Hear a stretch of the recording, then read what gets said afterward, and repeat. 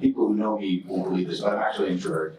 So you'll guess just decide later on whether that's true or not. We're going to go down the panel. Probably going to do one question down the panel, and then we'll just have people dive in. I want to keep this pretty interactive. If you guys want to, skewer each other with your own questions, that's no problem at all. But let's start with intros. Ryan, who are you? What do you do? And what's your interesting fact? Here comes your mic. And I have a question for you too. Actually, that I found out last night. A little So yeah, those of you that don't know me, I'm Ryder. I'm a senior Cybercrime investigator for Chainalysis. I've been with Chainalysis for all of 10 months now. I come from Calgary. Born and raised in Kelowna, but I live here in Calgary. I was a police officer here at the Calgary Police Service for about 10 years, where I worked with them, as well as the RCMP, doing different things. My last 3 years in law enforcement, I focused on just strictly cryptocurrency, and that brought me to where I am today. My fun fact is I just I got halfway through my motorcycle ride to Mexico, so I took my bike to Vegas. Where did you start? Right here. Oh, okay. Right here, yeah. And the follow-up question is, how many times have you been arrested? Oh boy, that's a very loaded question. Numerous times, in fact, so. As part of my policing background, I worked a slight stint in undercover, and there were some moments where I was actually arrested. So, but I've certainly arrested more people than I have. Oh, okay. As long as you're dental positive, that's good. Yes. Deep undercover. Yes, sir. Let's hear from Kate. My name is Kate Goldman. I'm a senior policy associate at Elliptic. We're a blockchain analytics provider. And previously, I led the Milken Institute's fintech program. They're a global think tank, and I focused on cryptocurrencies. My fun fact, this is going to be a double fun fact. I've never been arrested, and I'm currently learning Italian. But, maybe if I had a criminal record, it'd be a little bit more interesting for the stage. Let's go to Andrew.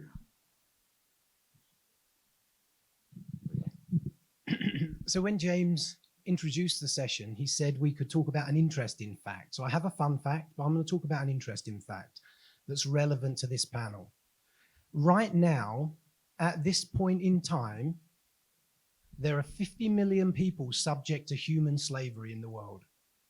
The proceeds of that criminal activity needs to be processed through into the financial system and turned into financial assets and digital assets in particular. So that's one of the things I'll be a constant narrative thread through this session for me. And it really is super encouraging that you're all here to sit in and listen on this session about how we can take what we do on a day-to-day basis and impact those human lives that are subject to that type of criminal activity. So my name's Andrew Davis. I'm the Global Head of Regulatory Affairs for Comply Advantage. We have around 1,000 customers globally. We provide technology and direction and strategy to organizations to help them manage different types of financial crime risks to support the moral imperative in particular. I'm originally from London, as you can probably tell, and done lots of work over the years in Canada. In fact, I started my career in this space working for one of the big 5 banks here, also working for the Central Bank, Federal Reserve, the Bank of England. I actually am currently based in New York, and I'm absolutely delighted to be here. Fantastic, thanks. And to Tyler. Hey, everyone. I guess fun fact, I'm going to also go with 2 facts. Number 1, I play drums as a form of relaxation and therapy.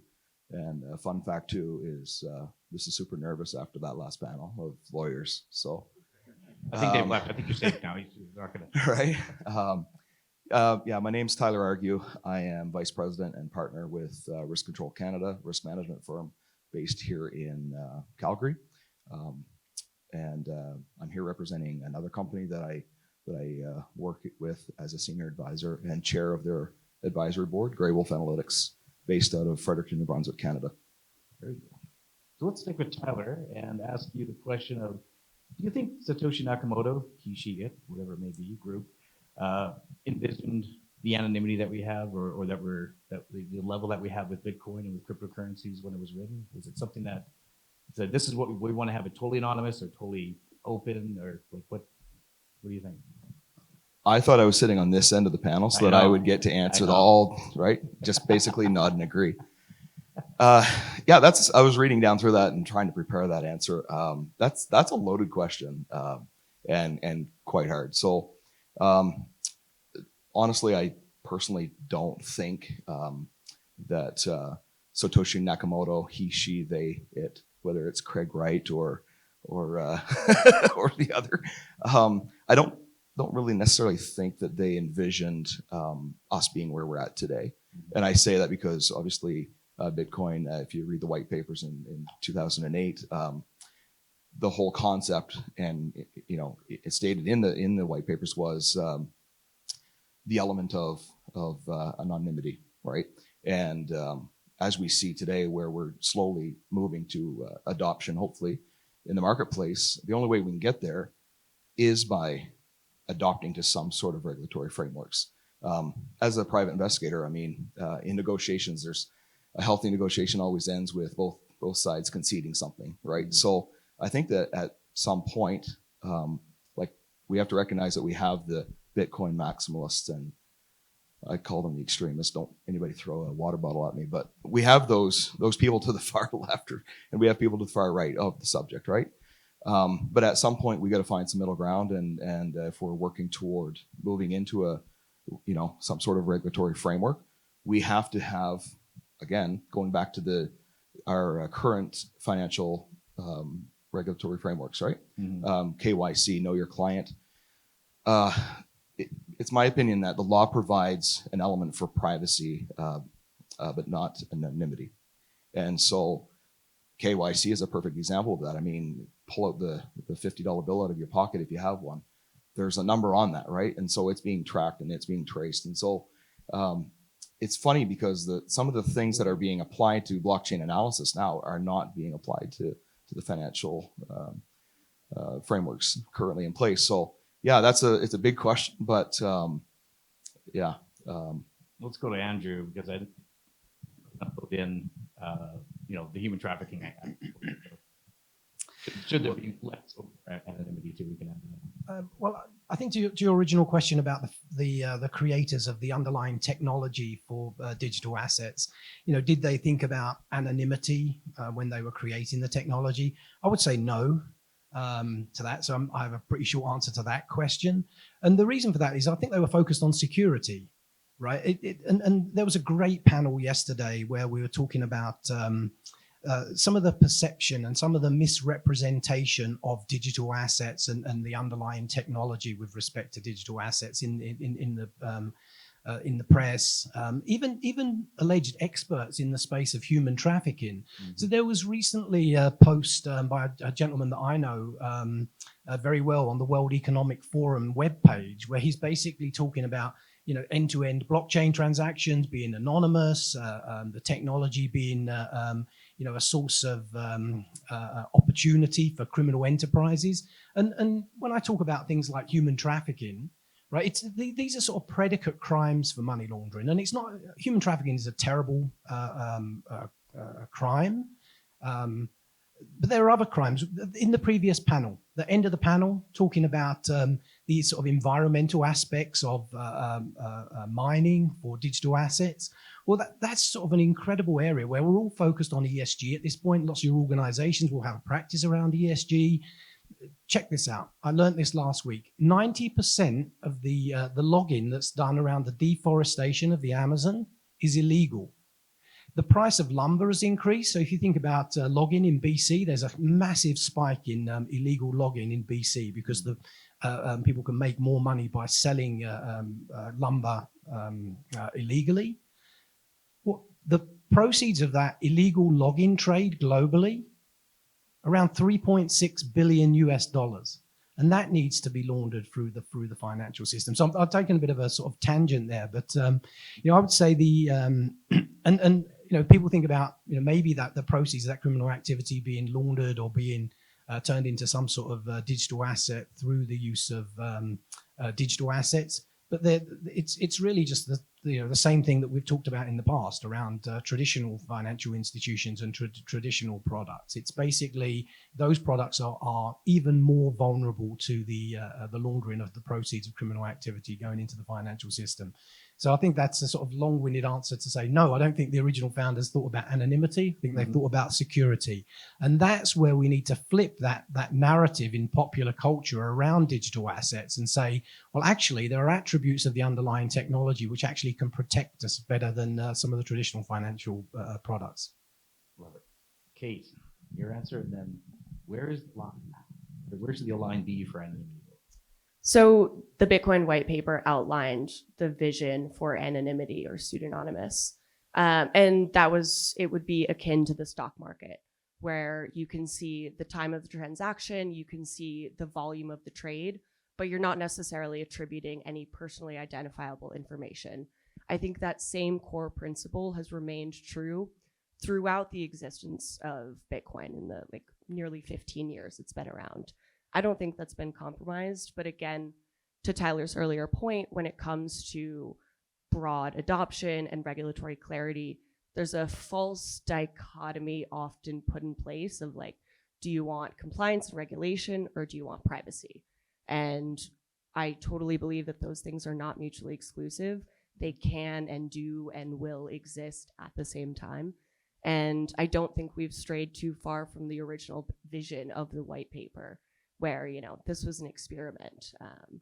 And I think the entirety of Bitcoin now would be a surprise to Satoshi. I think, just how many people have fallen in love with it and have sort of been enamored by the possibilities of what the technology can do.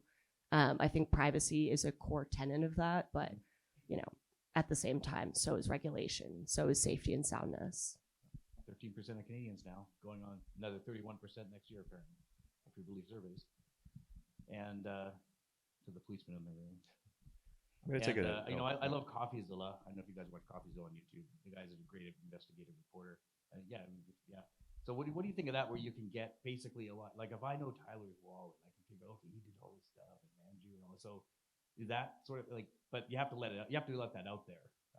What do you think about that? And then again, this idea of the line and how do you have actual Chinese walls and such and firewalls. Well, to go back just a little bit on on the original question on Satoshi, and I'm going to disagree almost entirely with my three panelists up here.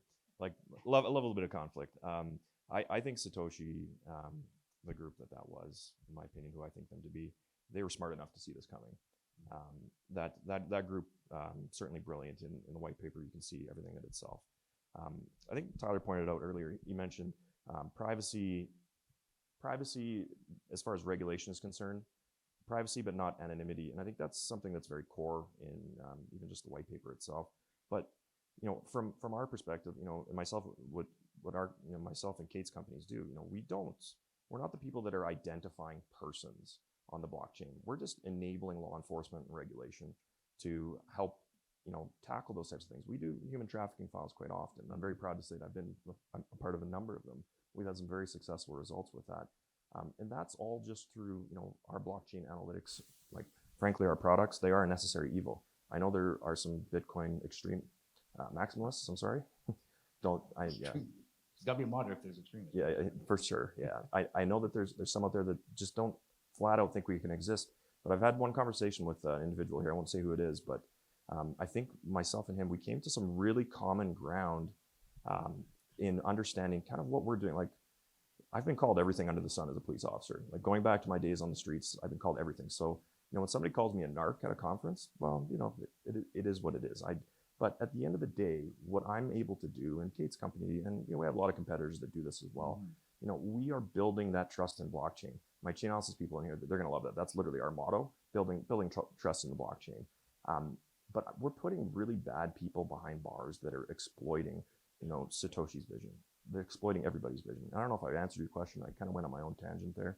I just wanted to fire it up a little bit in here. So, I guess we'll stick with you for a little bit too. I got a question for Andrew as well to follow up on this. But what about things like tornado and such that obfuscate all the transactions and where things have been? Because my favorite, like Tyler said, when I saw Fred Pye do his first presentation with 3IQ, he's like, here's $1, here's the serial number. You take them up. Where's the money? Oh shit, it's with the serial number. Wow. Okay, I get it now.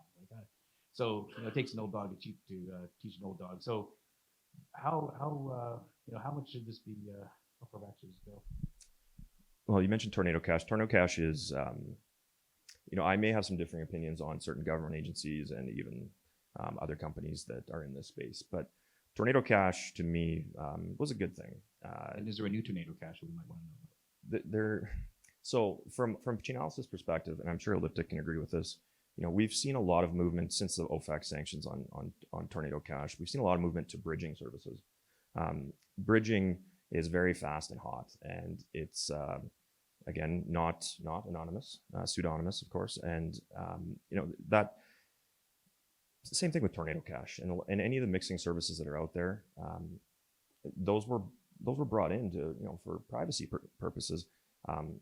Unfortunately, at the end of the day, it's not uncommon knowledge. Like the demixing is quite simple. It's not overly difficult. Oh, really? Yeah. I shouldn't say extremely simple, but it is to an extent. And bridging services, it's the same thing. If there's any criminals in here, if you're using bridges just to think that that's going to get you away, well, unfortunately it's not. I'm sure Kate, you can. Yeah, no, for sure. But yeah, like the Tornado Cash side of things, there was an example that was given to me. Somebody mentioned, they're like, I want to donate money to the Ukraine war effort. But I maybe don't want that associated to myself personally. I don't want that associated to maybe the company that I represent. I just want to do that sort of anonymously. And they're using Tornado Cash for that. And I think that, there's a good reason. Not all criminals not all criminal activity for mixing services and privacy coins and all that are used for illicit purposes. There is definitely offshore accounts too. There's lots of legitimate offshore accounts, but there's for sure. bad actors. Yeah. Unfortunately, the catchy headlines are all the criminals that are doing these types of things. So that's, I said a lot there. Maybe not have answered your question, but I got a lot of things to say about Tornado Cash and privacy coins and all sorts of fun stuff. And curious to hear. Made for politics. Mm-hmm. Andrew, you talk about the criminal elements inside human trafficking. Like I watched on the plane over here, I watched Norgard, which was the North Shield scam of the early 2000s, and people lost a lot of money because they were just literally just streaming money out of the funds. How far back do you think it should go? If they can trace back the money and say, hey, we're going to get this, should they be able to go back a ways and kind of like confiscate Bitcoin because it's been used in this criminal proceeding, or it's like, okay, it's done. At least we know who did it. And we just go after them and that's it. Like, because I think they try to do that with quite a few. Like if there's a Ponzi scheme and someone gets their money early and they okay, we're going to come back and get this money from you because of this proceeds of a criminal enterprise. What do you think? Well, given that some of the fastest growing crimes globally are account takeover, I wouldn't go back to the original source necessarily for any sort of financial product. It could have been that money has been, or that those assets have been hijacked by criminal enterprises. So I think you go back to the point where you can find that someone is either stolen the money or perpetrated the particular crime. I think that's sort of where you'd go back to. And of course, when we talk about legislation, when we talk about the starting point, certainly looking at the starting point for the process of going through money laundering, so that sort of placement stage of taking the proceeds of criminal activity and putting that into the financial system, we're all talking about source of funds, right? So you should go back to that source of funds. Now, of course, the other thing, the real starting point for any endeavor here is to understand who you're doing business with, so that KYC or KYB. So there's the starting point of that relationship. But in terms of the proceeds of criminal activity, I'd go back to that starting point, which is the criminals. And it's really fascinating to sort of be on the panel here, because I think we're all sort of lit up a little bit when Ryan was talking about really that sort of moral imperative about doing the right thing. And, everyone's sort of like, I think in awe of people that have dedicated their careers to stopping this type of activity. Because, 2 years ago, I think in the middle of 2022, the FATF, the Financial Action Task Force, had their opening plenary. And I basically made a living out of a mantra that they sort of talked about at the opening plenary session there at the FATF. And that mantra is stop money laundering, save lives. Now, given the recent increase in the proceeds of illegal logging, I changed that to stop money laundering, save trees. But I don't want to make that as a sort of humorous comment. But you need to go back to the source of the criminal activity, and this isn't sort of like a guy sitting in his garage trying to perpetrate these types of crimes. This is organized criminal activity. According to FinCEN, the value of transnational crime is around $1.6 trillion on an annual basis. So let's go after those people that are actually stealing the money, trafficking humans, deforestation of the Amazon, and all of those other nefarious predicate crimes and money laundering. Any other opinions? Kate's got something now. Yeah, look at her. No, I mean, I agree with everything that my panelists have said. Blockchain analytics is not, the antithesis of the original Bitcoin white paper. This is information that's publicly available on the blockchain. All Chainalysis and Elliptic and our competitors are doing is taking that information and it's making it digestible and it's making it actually effective as far as mitigating crime and bad activity. What happened with, OFAC sanctioning Tornado Cash is, they made the determination that there was too much nefarious activity happening with Tornado Cash. And, I have my own personal thoughts on the sanctioning, but they saw that activity, they made that determination.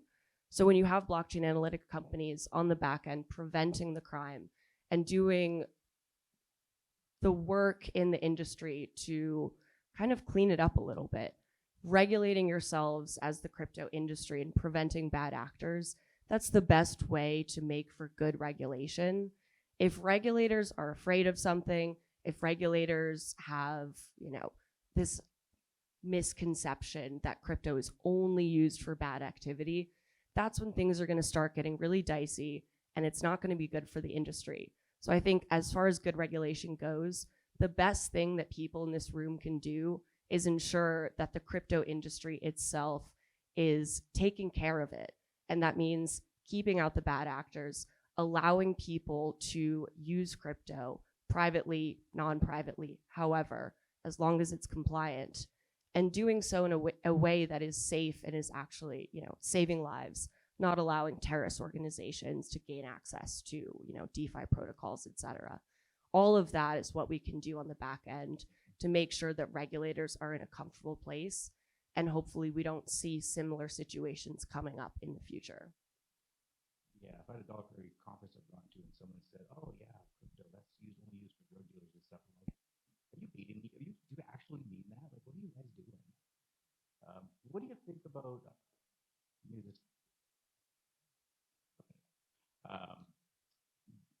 what about the bad actors like Paul from Dandelion mentioned, HSBC and Deutsche Bank and such? I mean, now that everything might be a lot more traceable, think of it in the future where we can see where all the money's been and such. Should those be shut down like Tornado? Like, where does this go? Because they get fined, a day's worth of profitability, and then away they go. But it seems in the crypto world, it's like, hey, yeah, you're dead, you're out. So where do you see that going as the TradFi takes on this? There we go. I moved to the United States originally to work for Deutsche Bank. That was in their front office derivatives area, and I've actually. Had I read your bio a little bit more? Yeah, that was way back in the mist of time. The first thing I'd like to say is, and I feel I've been a bit of a Debbie Downer with some of my sort of statistics, but I do live and breathe this stuff like my fellow panelists, and it is important what we're talking about today. But there was the ability to move financial assets, digital assets more quickly on a peer-to-peer basis is a good thing, right? You see that even with in the traditional financial institutions and traditional infrastructures, right? You can move money very quickly. There's sort of de facto real-time gross settlement of payments over the SWIFT network using the SWIFT GPI.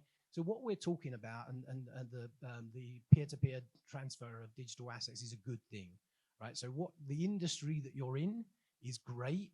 I have a lot to say about blockchain analytics as well, the huge value that you can bring. Right, we live in a world where we're swamped with data. 500 billion emails sent every day.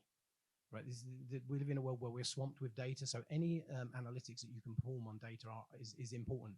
And then to come back to the point about organizations like HSBC and Deutsche Bank, in that space, they've sort of treated sanctions, particularly around OFAC, as a tech screening problem. it's easy to get around those sort of text screening issues. Now, you should still obviously be screening different types of transactions and different types of customer information using text screening. Super important, and you have legislation around Proceeds of Crime Act here and PEP screening. Absolutely, you have to do it. But those organizations are so complicated, they need to start using other techniques to detect sanctions violations. So that's and last week I was at the ACAMS conference in Las Vegas, and I have a partner organization called Resistant AI, and we worked on a hackathon sponsored by PwC, and it was around the detecting sanctions violations. So we obviously do the pre-screening using different types of analytics and heuristics on by looking at text, but then you have to look at the network, the flow of the money across the network through these organizations. There are 500, there's 1,000 financial institutions in China that have the same assets under management as Bank of Montreal, right? Huge number of organizations. Money moves around these organizations. So we talk about sort of nefarious activity and digital assets and blockchain, but we have to think about what we've got going on in the traditional financial institutions. And it's an absolutely valid point. The sanctions against these large institutions seem to have little effect on them. So the ultimate sanction will be to shut down an organization like this. Of course, they're systemically important, so you have to worry about that. We don't have a negative effect of shutting down these organizations, but certainly the sanctions need to be more punitive so they actually change what they're doing so that we don't end up with terrorist financing. Very nice. Any other comments on that? Anybody want to shut them down? Or like the institutionalization of blockchain as well, getting into these profiles. Yeah, maybe just rewinding that a little bit, and for me, I'm still stuck on the cool fact that for the first time in a long time, we're seeing an actual an elevation of the ability to do these investigations in the private sector, right? I like dumbing it down for myself to understand it, so I bring it down to CPIC, right? Canadian Police Information Center, that the RCMP and our law enforcement partners use. That is a OSINT tool that is used, right? If your vehicle is stolen and they put that on CPIC here in Calgary, and that vehicle is pulled over in Halifax, Nova Scotia, that police officer is automatically gonna detect that vehicle was stolen, right? And so using OSINT tools like that that are collaborative rather than surveillance. I mean, we've seen so many times where our industry gets a bad rap because of the surveillance model of analytics, and it's seen sometimes as a surveillance tool. But I think the open source collaboration, and then if you take that open source element and examine that a little further, for the first time, right? If you look at the Colonial hack, it's 2021, right? The investigators that the FBI stated that they used open source intelligence models. Anybody essentially, and I say that very lightly because obviously you need training and education to understand how to do those, right? So, but anybody can do those investigations. And so for the first time, but now we don't have to lean so heavily on law enforcement. We've got people like Chainalysis, CipherTrace, and the others. So I think that's a cool model that we're moving to, but I think Andrew made some good points that I agree with, but yeah, I'll hand it over to. I would add to that point that for regulators, one of the major concerns is that, they're worried there isn't recourse for folks who have had, their money stolen or theft or things like that with crypto or ransomware. You brought up the Colonial Pipeline hack. With blockchain analytics, that enables the recourse to happen, and you're able to trace the funds that have been stolen and hopefully return some or all of those funds back to the rightful owners. That is an enormous value add of analytics. I mean, preventing crime is a massive piece, but criminals will always be searching for opportunities to take advantage. It happens in banks, it happens in TradFi, in crypto. Like, this is not a new concept. It is not unique to crypto. But having the ability to do right and to rework the system so that people are being made whole again, that is enormous. And that does a huge piece as far as giving people peace of mind, allowing the ecosystem to continue, and again, making sure that regulators feel like consumers are being protected, feel like investors are being protected. That is a massive, massive issue.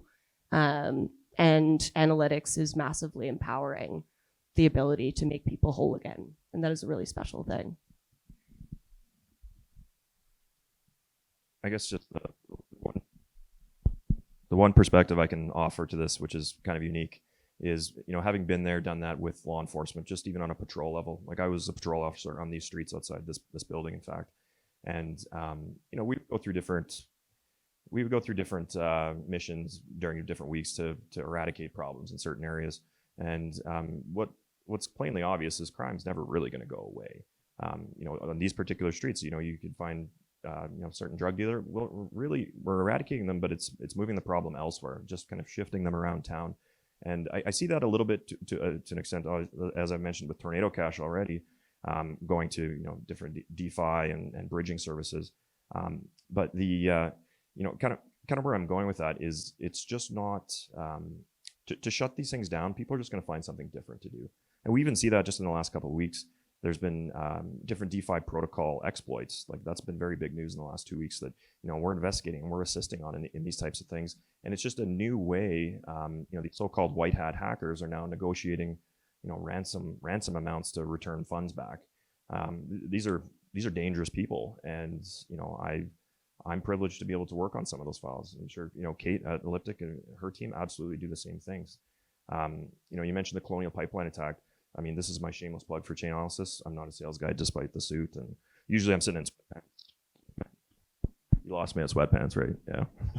Usually I'm just sitting in sweatpants and a t-shirt behind my computer. But, you know, the Colonial Pipeline attack, you know, the FBI agents who I know, those ones, they're using our products, and unlike, very much like Elliptic and TRM and CipherTrace and all those good people, our software is just assisting those investigators for all those types of purposes.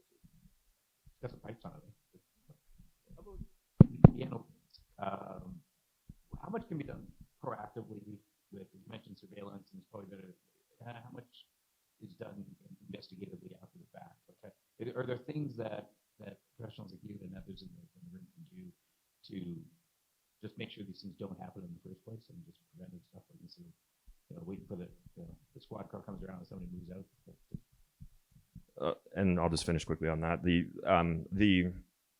A lot of my work historically, just even going back to policing, has always been reactionary. There is so much more that we can be doing as investigators, as analytics firms like myself and Elliptic, you know, to get ahead of what's happening. And really, that all just comes down to training. I think you're probably noticing that's a theme the last 2 days.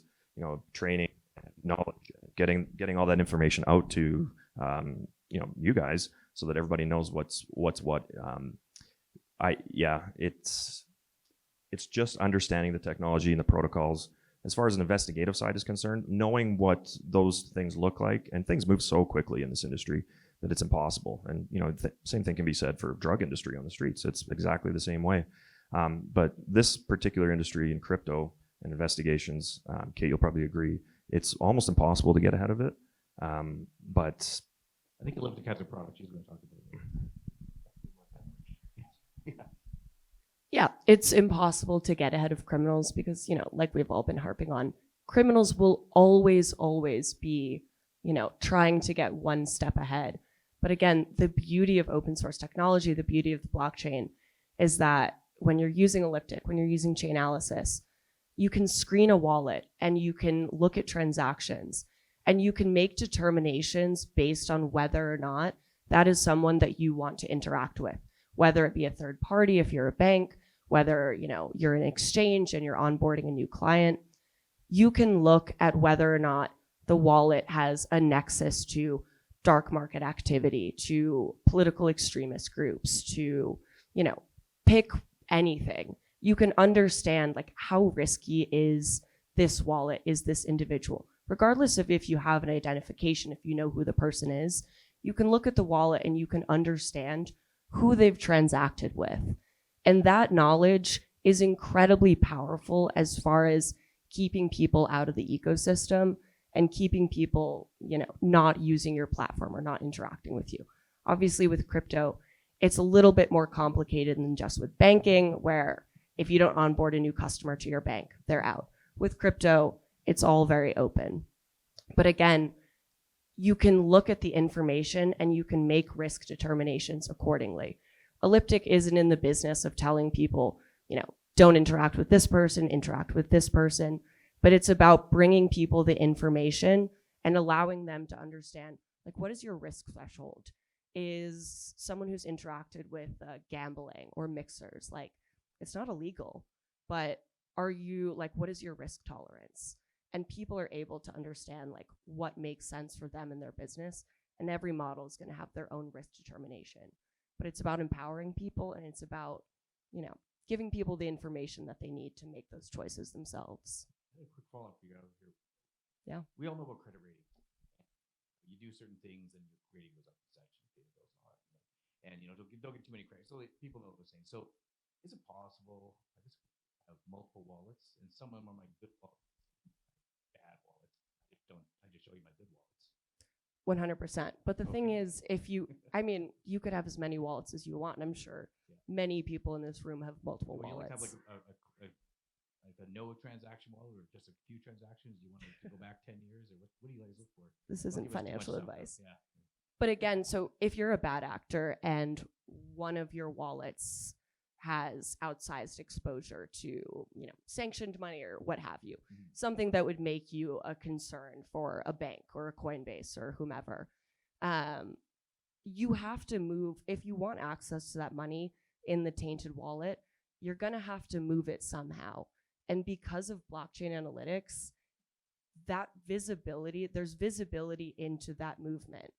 And so if you want to keep a clean wallet, or if you want any access to that money, because again, eventually, people are going to want to take it into fiat. That's a lot of the times the criminal typology we see is, people want to get that money into physical cash, because again, the easiest and best way to move criminal proceeds is a duffel bag full of $100 bills. It's not crypto. It's not through a bank. It's literally in cold, hard cash. But if you have a wallet that, is not going to be accepted by any regulated, custodian or whatever, essentially that money is locked up. It is really hard to move that money and not have that be traced. And that is really sort of the power.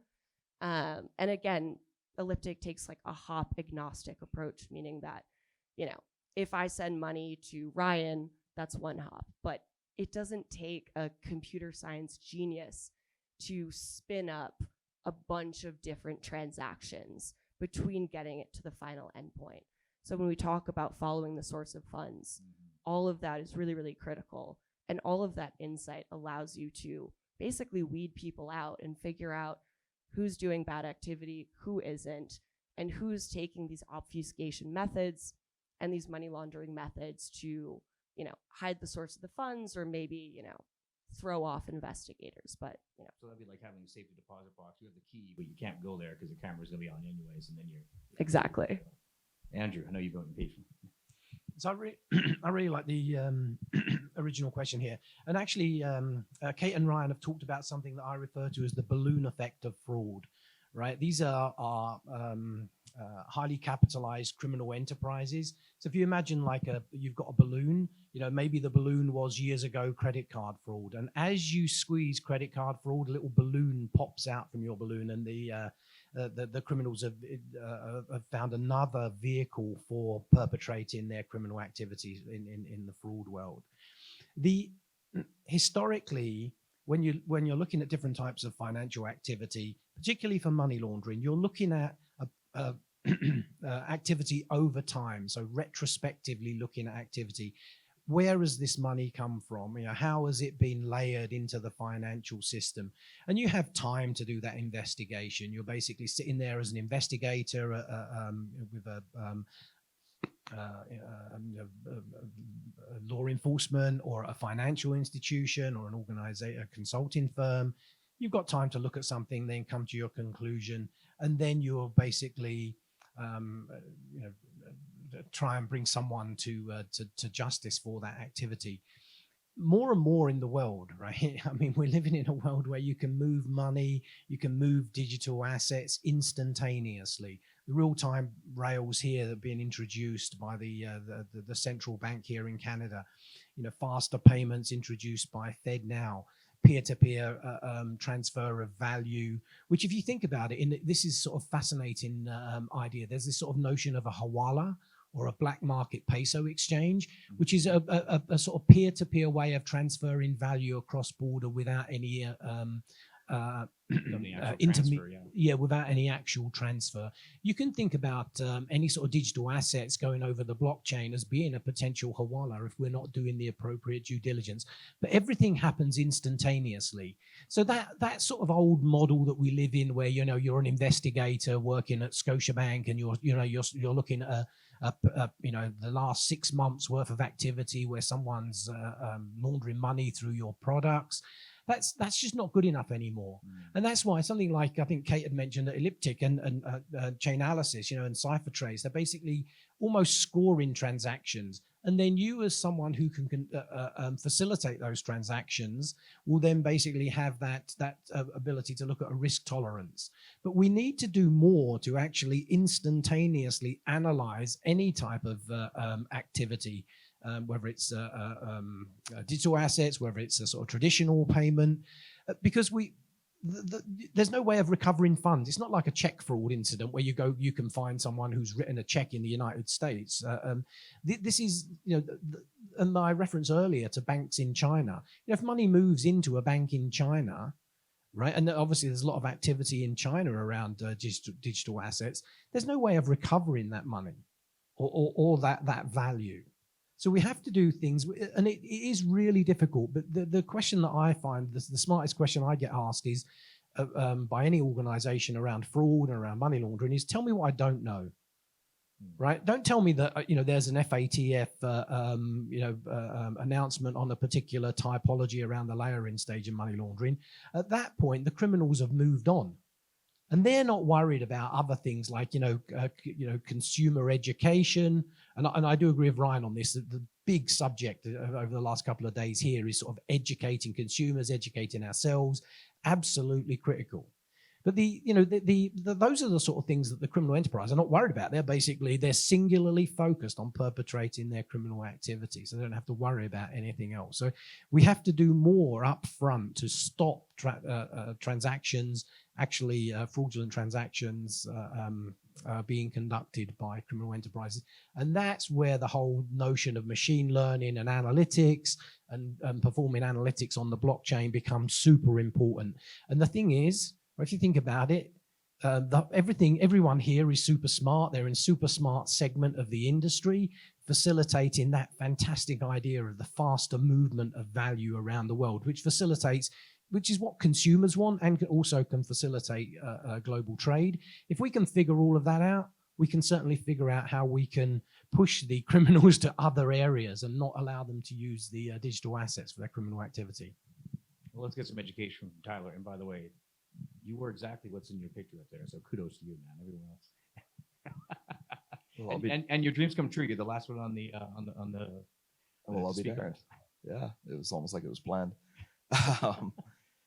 Wow, I got a lot of information to catch up on. Like, I have to get my own mic. Going back first, though, to Kate's point about how money has to obviously exit from being a digital asset into fiat, right? And that's typically where they get caught. And we had that, Grey Wolf Analytics out of Fredericton had that exact case with the Fredericton Tourism Department, where they were hacked and given ransomware.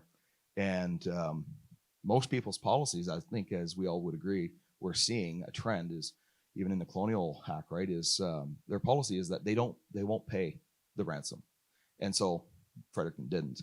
And so day two, they upped the ante and went from a $2,500 ask to a little more or something like that. And it's still a pretty minimal fee, right? It's a pretty minimal ask. And then on the next day, it was a pornographic image posted to the tourism website being the Bible Belt of Canada, citizens got a bit of free sex ed, but you know, that's where the police department called out and said, okay, we need some help. How do we actually analyze this? I mean, we're seeing this across Canada, maybe more predominantly in smaller police departments. I don't know. Maybe that's a thing. But anyway, I find that interesting is that, you know, when they're giving you the address, and that's when you can really start getting to work. To Andrew's point of how you can be more preventative. Yeah, I think there's a ton of things that we can be doing. The analytics is probably, blockchain analysis is probably the best use of data science. I'm not a scientist, so I'm not going to dig deeper than that, but I'll leave that for the smarter people. There was another point that Andrew made, I'm trying to remember, that you made that I was going to chime in on, but I'll hand it over to Ryan. Or I think we're ready for the audience here. We have the box. Actually, maybe for you and for our policemen. If you paid, you get your stuff, or do they just say, "Oh, thanks for the $2,500 that you got"? Having worked with police agencies a lot and ransomware files specifically, quite a few, it is correct. Most of them do not pay. The ones that do pay oftentimes are victimized again. You know, they're leaving backdoors in. So you have ransomware files that you know, they pay, they get access, but they've paid once. So who's to say that they're not going to pay again? So the problem that we have in policing is this is very underreported, and it makes sense. You know, you got publicly traded companies; they don't want this information out there, of course. We need that information. And the police agencies, Calgary Police Service, for example, they are very good about this. They're very in tune with, you know, corporate Calgary. You know, and if, you know, a big institution or a big company in Calgary gets hit, which has certainly happened, that's not public news. We're not telling everybody that's what's happening, but we're use that internally for all your stats. Not so much stats, but so much to try and track those funds. You know, and we've had some success with that, some very extraordinary success even. But it just all roads. I always kind of joke. All roads lead to a certain exchange that starts with B. In criminal activity, it seems like, but it's because a lot of, as Kate mentioned, you know, the off ramps for cryptocurrency. You know, you still can't buy your Lambo and yacht yet with crypto for the most part. So until that time comes, no, me neither for sure. But you know, it's just until that ecosystem or our ecosystem expands to that point. Well, those on ramps and off ramps are still going to be needed. And sorry to, you know, shout out to my exchange friends in town, but that's you know, that's unfortunately just the way a lot of it is. So let's get some shout-ins. Where's the box? Do you have any questions here? Oh, yeah. Front. Where is it? There it is. Just in front here. Yeah. Oh, great. Thanks. Shall I go? Or? Right here. Yeah, here we go. Oh, I'm still not good at these. I'm sure we've all met the people that join Bitcoin or cryptocurrency because of the anonymous factor and because of the privacy, because that's what the traditional banking system kind of lacked over the years, especially after 9/11 and 2008. When you're entering into a conversation with the people that want to keep that and remain as anonymous as possible, how do you kind of persuade or kind of influence maybe why it's important to not be fully anonymous and why it's important to have that balance and have those compromises? I'll start with a quick one because it's the easiest one. I always lean back on the simple saying, you can't manage what isn't measured. And so we've got to adopt at some point, right, to regulatory frameworks, and for that reason, maybe not to get away from anonymity, but I get that question fairly often as well, because I mean, I got into this industry for quite the opposite reason, policing, and to de-anonymize those things. And that's the perspective that I come from, is I'm going after the bad guys. I don't really care. You know, if you want to move money to whoever across borders, whatever, that's up to the regulators to decide.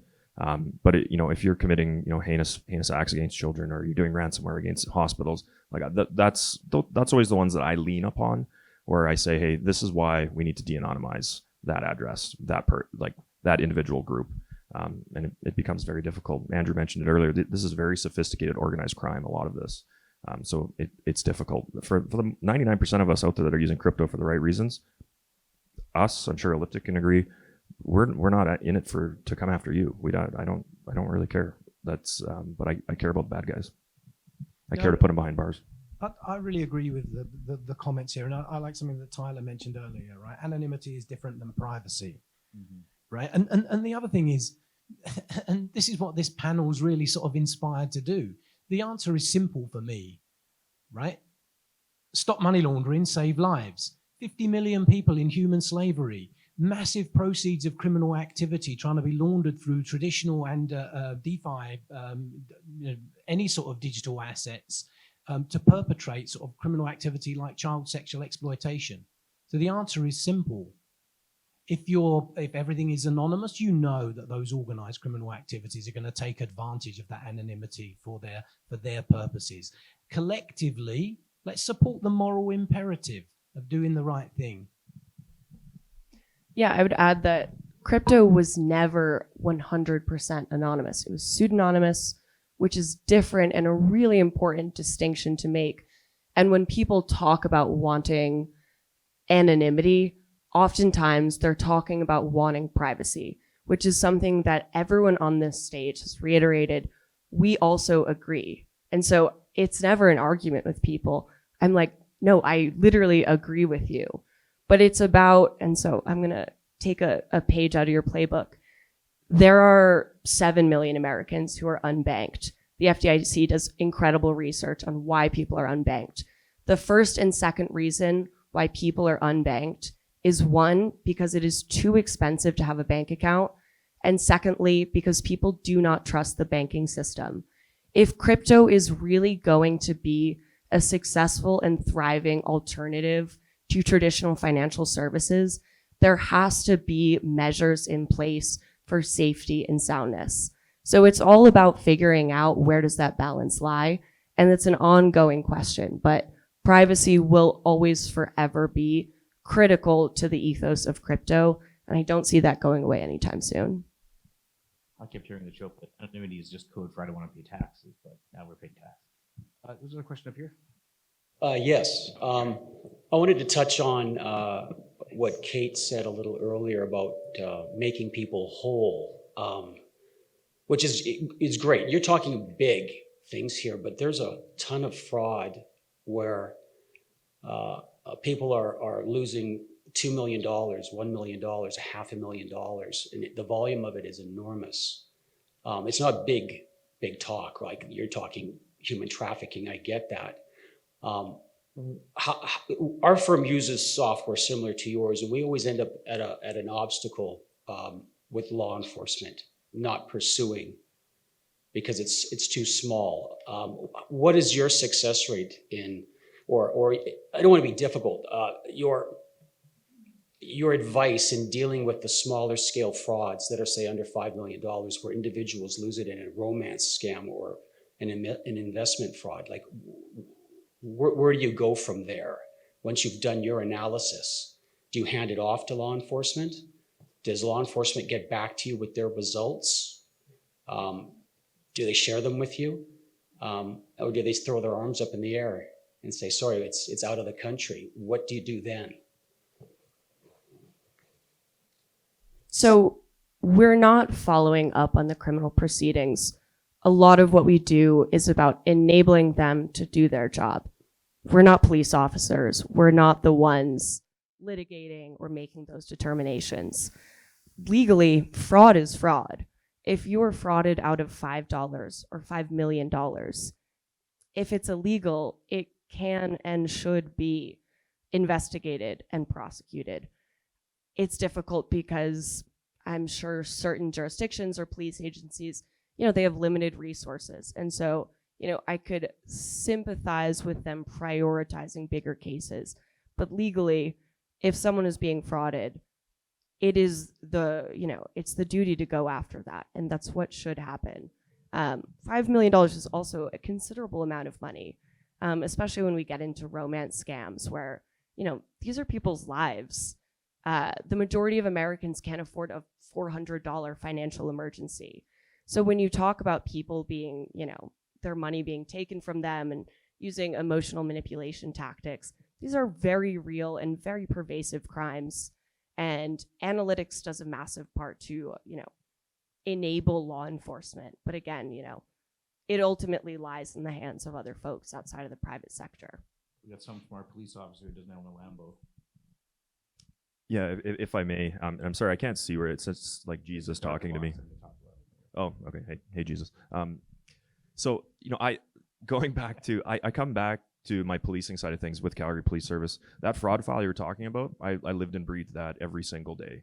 In fact, I probably investigated a similar fraud. And what I can tell you is that particular fraud is, we go back to what Andrew's saying, this is organized crime. These are like sophisticated individuals and groups of individuals that are doing this. So that file is not as small as you, and I can say this, beyond the shadow of a doubt, it's not as small as just that single file you're seeing.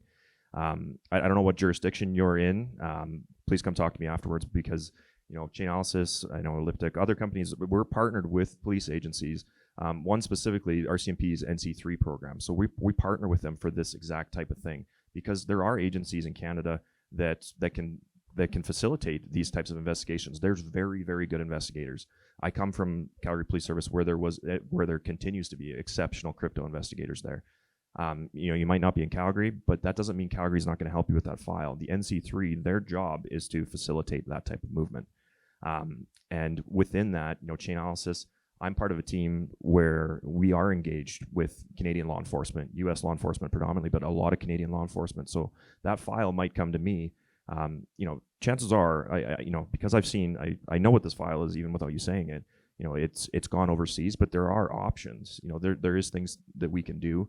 Elliptic, I'm sure, is the same way. But please seek me out afterwards and have this conversation, because that was one thing very early on too, when I was getting into crypto with the Calgary Police, is they didn't put a threshold limit on my investigations, and that was the best thing that could ever happen. My $5,000 fraud investigation turned into $13 million that took me overseas to India.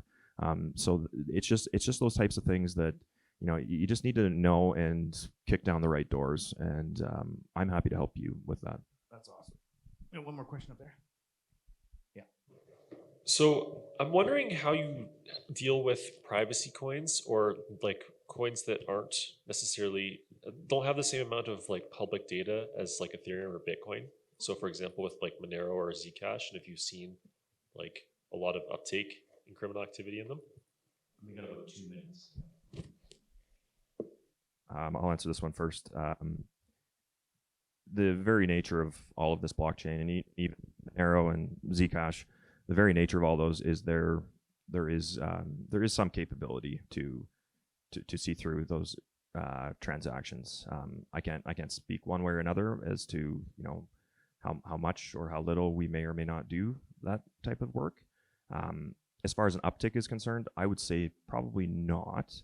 Just anecdotally, I can say that almost all criminal activity that I'm currently investigating, goes DeFi platform. And again, back to bridging.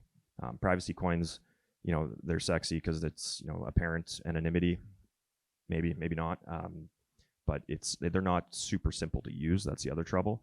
And as much as these are very sophisticated criminal groups, they still want their money quickly, and they still need to on-road or on-ramp and off-ramp that at exchanges. And yeah. Now we're at 1 minute. I'll keep this brief. A lot of the times we see criminals offer discounts in ransomware if it's paid through Monero or Zcash, et cetera. $1 million in Bitcoin, 750 in Monero. But most, if not all, of the blockchain analytics companies have the ability to see through some of these obfuscation tactics. We would never come out and say, we can do this, but we can't do that, because like we've all spoken about today, as soon as criminals figure out which one is usable and which one isn't, they're just going to move on to the next one. So, taking it back to the earlier point, it's all about prevention. It's about keeping people out of the ecosystem. The criminals will always be seeking opportunities. They're opportunists. That's what being a criminal is. But, some things aren't as private as some folks might think. Thank you very much to our panel. Huge round of applause. That was awesome. Anonymity is not privacy, and vice versa. Huge takeaway.